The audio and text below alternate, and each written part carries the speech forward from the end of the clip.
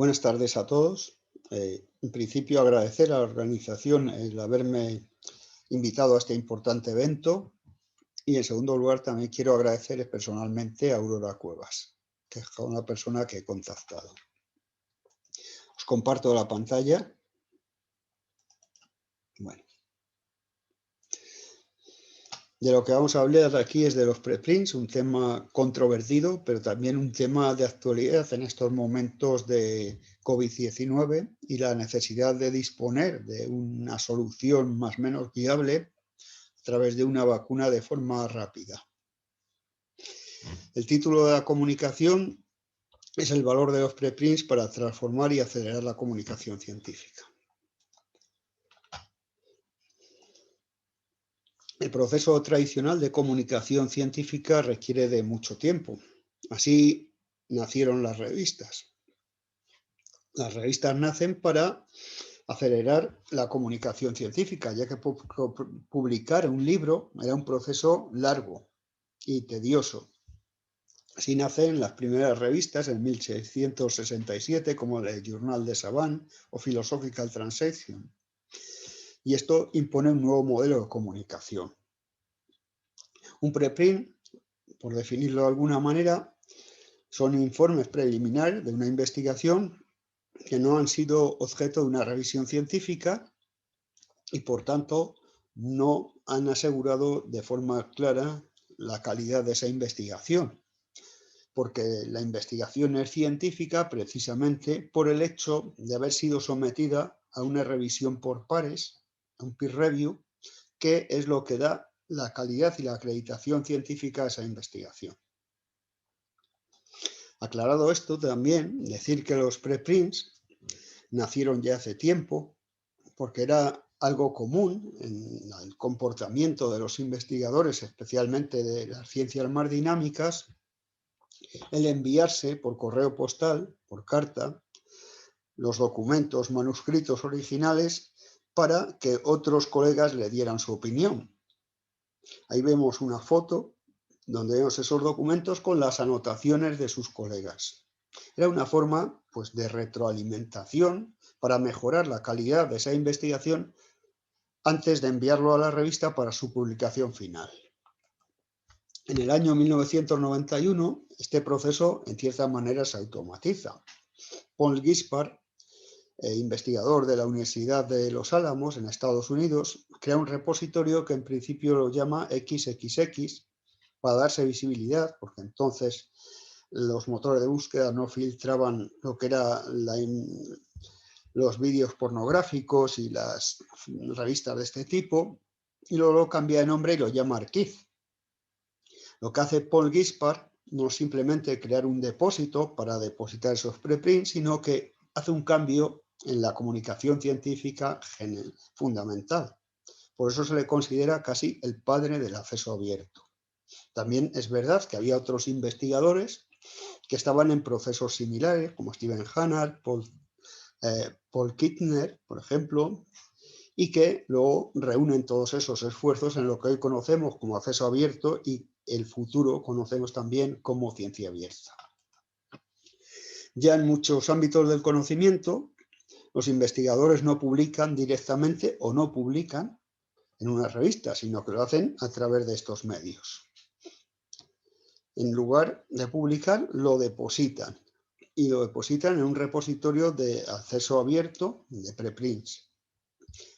Por lo tanto, es un modo ya que se utiliza, un comportamiento de los investigadores del ámbito, por ejemplo, de la física cuántica. Las ventajas y los inconvenientes o las críticas que tienen los preprints fundamentalmente tienen que ver con que, por una parte, aceleran la comunicación científica de vanguardia de forma más rápida en aquellos campos del conocimiento que necesitan transmitir la información lo antes posible para abordar los grandes retos de la humanidad, pero por otra parte la crítica fundamental tiene que ver con que este modelo genera dudas en cuanto a la fiabilidad y a la credibilidad de ese documento. En cuanto a las fuentes, la fundamental fuente para encontrar preprints es una fundación que es Open Science Framework, OSF, operada y mantenida y diseñada por el Center for Open Science y que tiene múltiples repositorios de preprint de todos los ámbitos del conocimiento, incluso de las ciencias sociales y humanidades. Vemos ahí la UArchive, vemos ahí SoftArchive para sociología o para derecho, y ahí vemos otros, AfriArchive, AgriArchive para agricultura. Otra cosa importante de esta importante fuente es que interacciona con diversas herramientas que ya están utilizando los investigadores, como SORCID, como el Mendeley, como el Zenodo. Y además dispone también de un recolector que se llama Preprint Archive Search, que vemos ahí tienen la dirección también, que permite buscar de manera colectiva en todos los repositorios del proyecto OSF con más de 2,5 millones de documentos.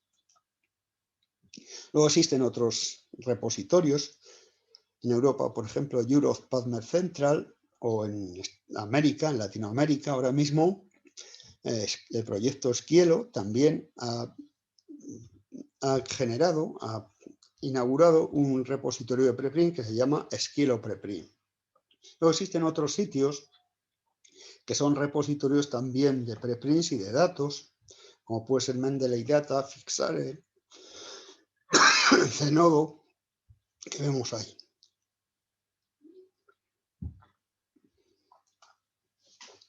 Los preprint han estado muy de actualidad precisamente durante la pandemia, porque han demostrado la necesidad de contar con formas de trabajo más eficaces y más colaborativas. Ahora mismo, por ejemplo, la necesidad de disponer de una vacuna cuanto antes, testada y probada, ha hecho que los mecanismos de colaboración científica se acrecienten y la necesidad de comunicar eso de forma más rápida. Y esto ha tenido consecuencias positivas y consecuencias negativas. El poder disponer de preprint hace que otros investigadores se basen rápidamente en esos primeros resultados. De hecho, por ejemplo, la composición genética del virus o genoma se ha podido decodificar en solo 3 días, mientras que el anterior virus SARS tardó 3 meses en ser decodificada. Por lo tanto, aquí está uno de los valores fundamentales o la importancia de estas formas de comunicación científica. Además, el aumento de los preprints se han dado con la pandemia y avanzaban también a medida que avanzaba el virus.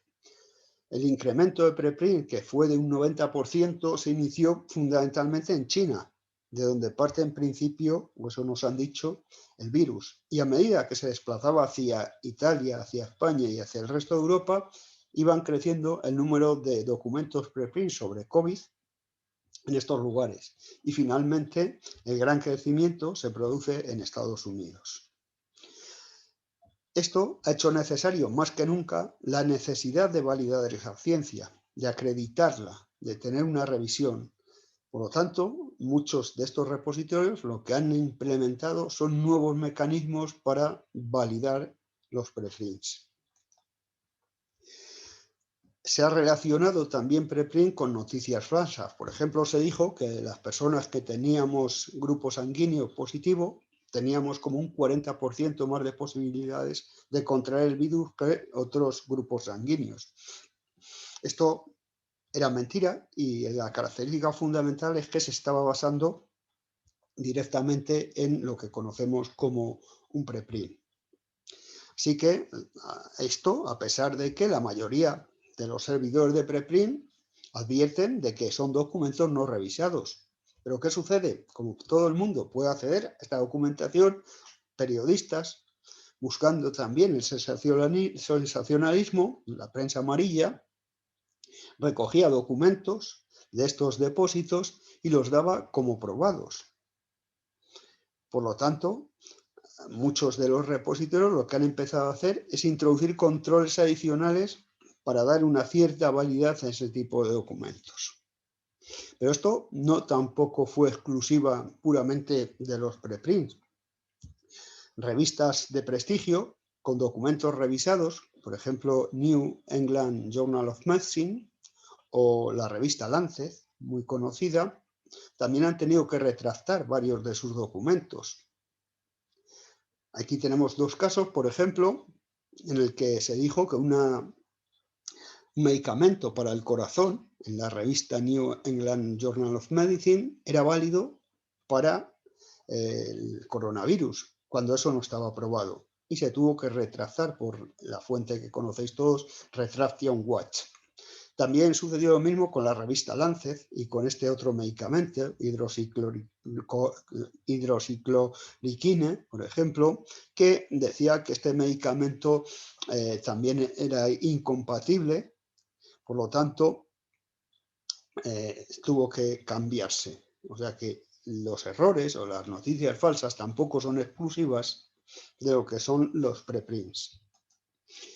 Las herramientas que han estado añadiendo los preprints para hacer este tipo de controles son este tipo. Por ejemplo, tenemos una herramienta lingüística que permite que investigadores que trabajan en otros idiomas puedan traducir rápidamente la versión del documento.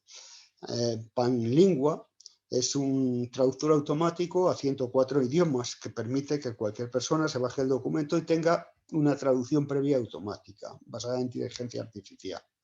Otro de los sistemas que se ha operado también para dar cierta validez a los preprints es Outbreak Science, que es un triaje inicial mediante personas con experiencia para decir qué documentos se aprueban en un repositorio o no. Veíamos este mecanismo que existe en bioRxiv.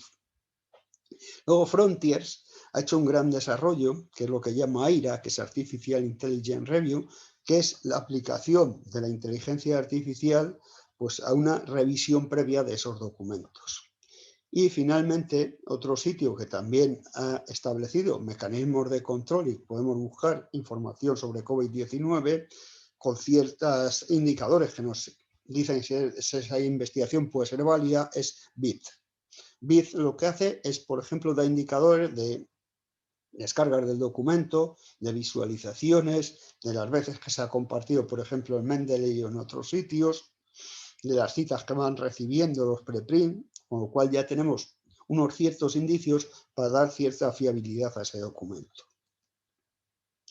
Pero es importante ver la diferencia que existe o lo que aporta la revisión por pares a este tipo de investigaciones.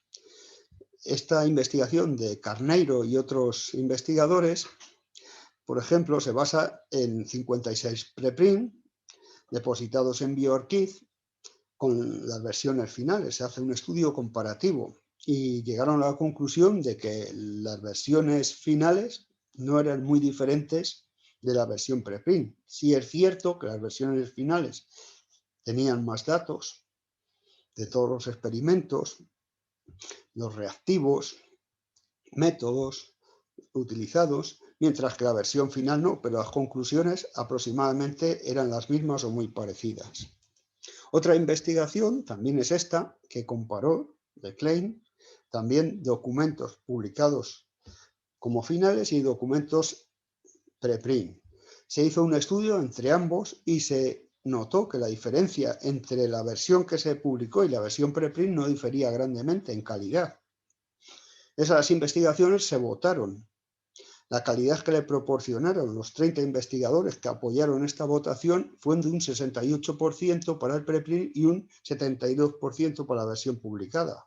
Una diferencia de 4 puntos solamente. Por lo tanto, casi la versión publicada y la preprint fundamentalmente eran casi lo mismo.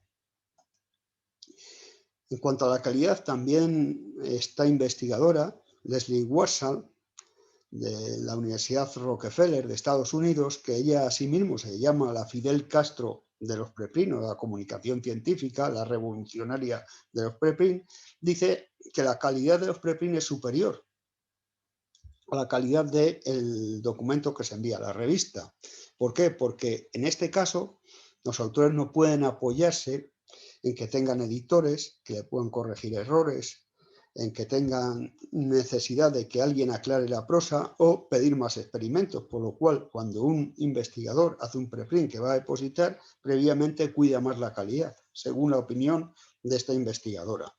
Y esta investigadora también nos dice que hay dos grupos principales de investigadores que apoyan la publicación de preprint.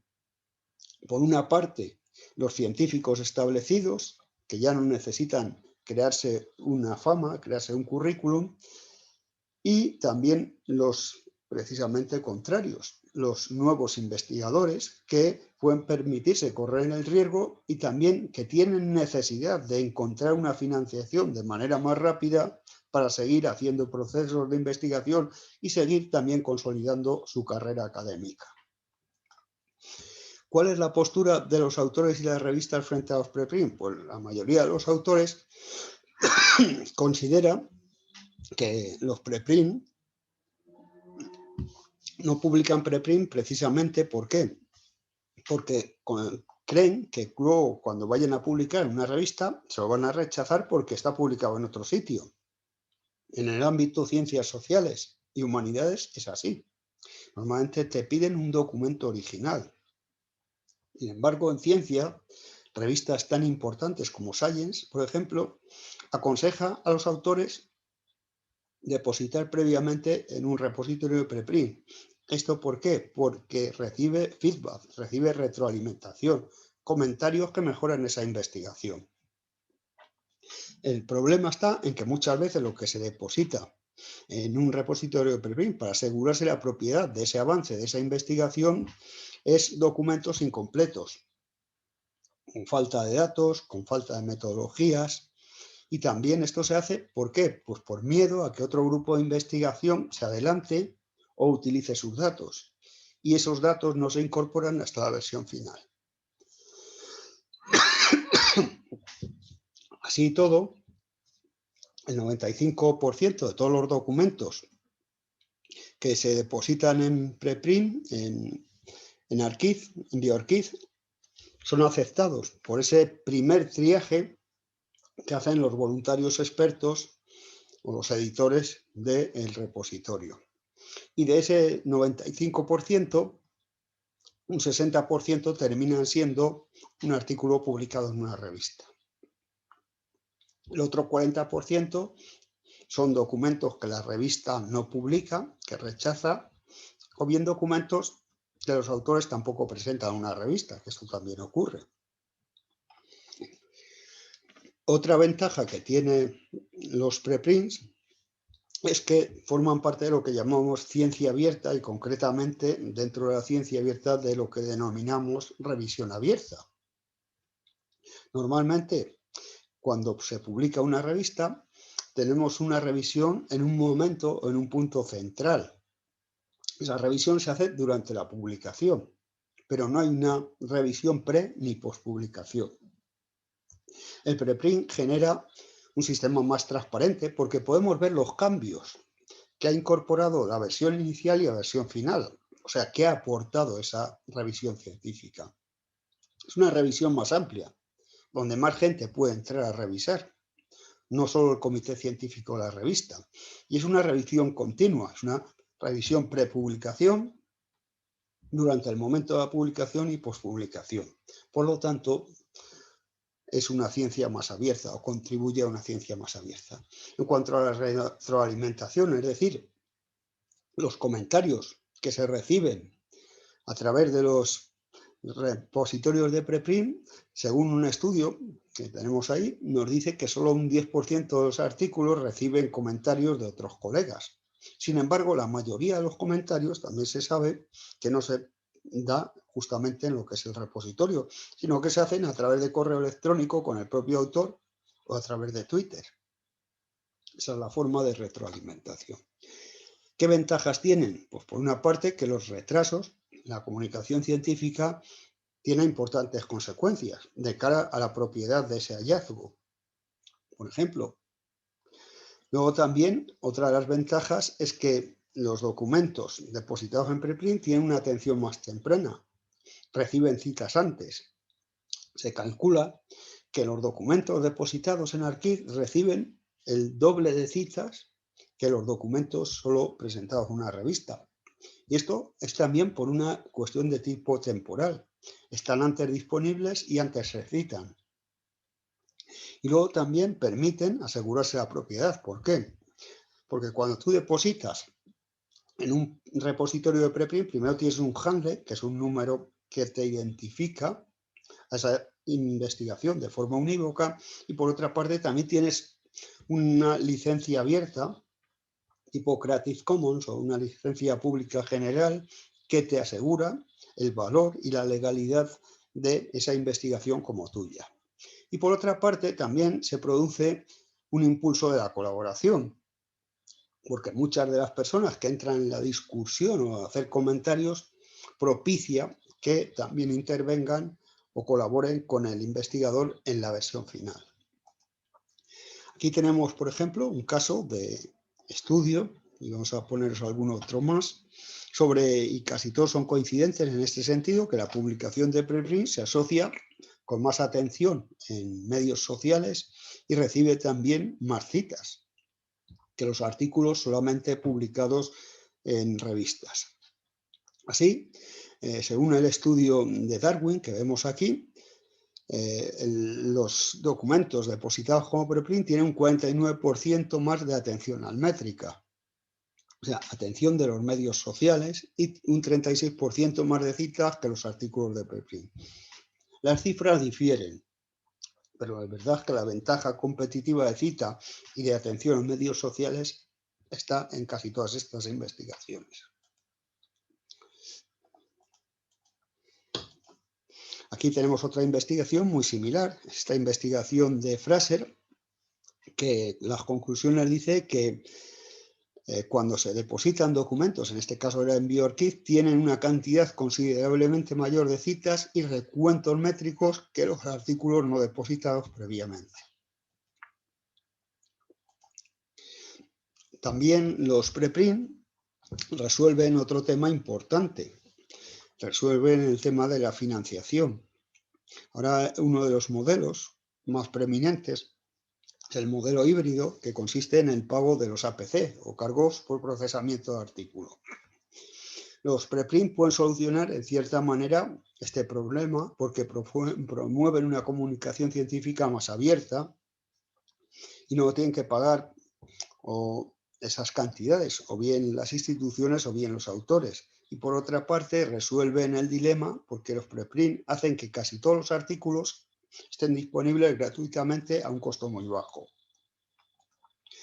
Además, mejoran el acceso y aceleran la comunicación científica, son más rentables que lo que serían las revistas híbridas, contribuyen a la desaparición del fraude científico a través de lo que llamamos revistas depredadoras, que se aprovechan precisamente del pago de APCs.